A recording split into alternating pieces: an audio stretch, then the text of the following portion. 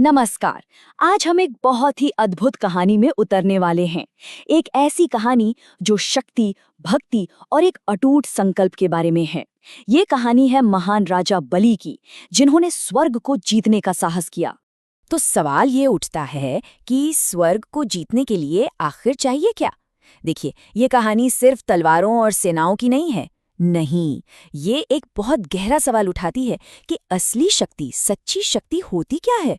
क्या वो है जो जन्म से मिल जाती है या फिर उसे कमाना पड़ता है?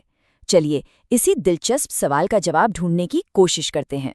हर कहानी का एक नायक होता है, लेकिन हमारी ये जो कहानी है वो एक नायक की हार और उसकी मृत्यु से शुरू होती है।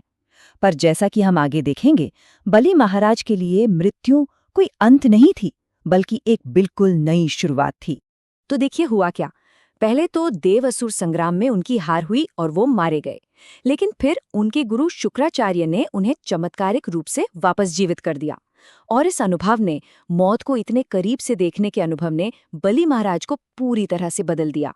उन्होंने तय किया कि ये नया जीवन अब सेवा और भक्ति के लिए होगा। जरा सोचिए, एक तरफ तो युद्ध के मैदान में पड़ा एक बेजान शरीर, और दूसरी तरफ वही राजा अब अटूट सेवा के रास्ते पर। जिसने देवताओं से हारकर सब कुछ खो दिया था, अब वही अपने गुरु की भक्ति कमा रहा है। मतलब युद्ध में खोई हुई शक्ति अब अनुष्ठान और अनुशासन से वापस पाई जा रही थी। ये एक कमाल का बदलाव था। और अपनी इसी निस्वार्थ सेवा की वजह से बलि महाराज को एक उपाधि मिली, महात्मा, यानी एक महान आत्मा। एक ऐसा इंसान जिसका ध्यान अब दुनिया के सुख भोग पर नहीं, बल्कि ऊंचे आदर्शों और कर्तव्य पर टिका हुआ था। तो अपनी भक्ति से गुरु को प्रसन्न करने के बाद बलि को वो रास्ता मिला जिसकी उन्हें तलाश थी, और वो रास्ता था विश्वजीत यज्ञ। ये कोई मामूली पूजा पाठ नहीं था, ये तो पूरे ब्रह्मांड पर विजय पाने का एक बहुत बड़ा अनुष्ठान था। ये पूरी प्रक्रिया बहुत दिलचस्प थी। अटूट विश्वास के साथ बलि महाराज ने यज्ञ की दीक्षा ली, फिर पवित्र अग्नि में आहुतियां दी गईं और उस अग्नि से दिव्य शक्तियां प्रकट होने लगीं। मतलब भक्ति को सचमुच एक ठोस, शक्तिशाली रूप दिया जा रहा था। और उस अग्नि से क्या-क्या निकला? एक सोने का रथ, दिव्य धनुष और ऐसे तरकश जो कभी खाली नहीं होते थे। एक अभेद्य कवच जिसे कोई भेद नहीं सकता था। और तो और उनके गुरु ने खुद उन्हें एक शक्तिशाली शंख दिया। हर एक चीज जीत की गारंटी थी। तो अब दिव्य हथियार तो मिल गए थे। इसके बाद बलि महाराज ने अपनी एक जबरदस्त सेना तैयार की। लेकिन हम सब जानते हैं कि सिर्फ हथियारों से युद्ध नहीं जीते जाते। उनकी सेना का जोश देखने लायक था। वो इतने विशाल और ऊर्जा से भरे हुए थे कि ऐसा लगता था मानो वो अपनी आंखों से ही पूरी दुनिया को भस्म कर देंगे। उनकी मौजूदगी ही अपने आप में एक चुनौती थी। हथियारों और सेना के अलावा उन्हें कुछ बहुत ही खास आशीर्वाद भी मिले। उनके दादा महान भक्त प्रहलाद ने उन्हें कभी न मुरझाने वाले फूलों की माला दी। ये सिर्फ एक माला नहीं थी, ये शाश्वत विजय का प्रतीक थी। साथ ही गुरु का दिया शंख और ब्राह्मणों के वैदिक मंत्रों का आशीर्वाद भी उनके साथ था। तो आप सोचिए उस दृश्य को। बलि महाराज सोने के कवच में अग्नि की तरह चमक रहे हैं, अपने दिव्य रथ पर सवार हैं और अपनी विशाल सेना के साथ अपने अंतिम लक्ष्य की ओर बढ़ रहे हैं। और वो अंतिम लक्ष्य था स्वर्ग।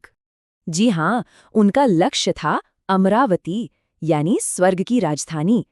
एक ऐसा शहर जिसकी सुंदरता और जिसका ऐश्वर्य हमारी कल्पना से भी परे है।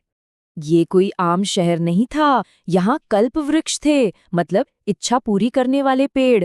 नदियों के किनारे पर कीमती रत्न जड़े हुए थे और आकाशगंगा खुद इस शहर से होकर बहती थी। ये एक ऐसी जगह थी जहां सिर्फ सुख, आनंद और सुंदरता थी। अब समझ सकते हैं कि इस युद्ध में दांव पर क्या लगा था। और इस शहर की बनावट, इसकी दीवारें और दरवाजे ठोस सोने के थे। इमारतें मोतियों और रत्नों से सजी थीं। और इसे बनाया किसने था? खुद दिव्य वास्तुकार विश्वकर्मा ने। ये वाकई एक मास्टरपीस था।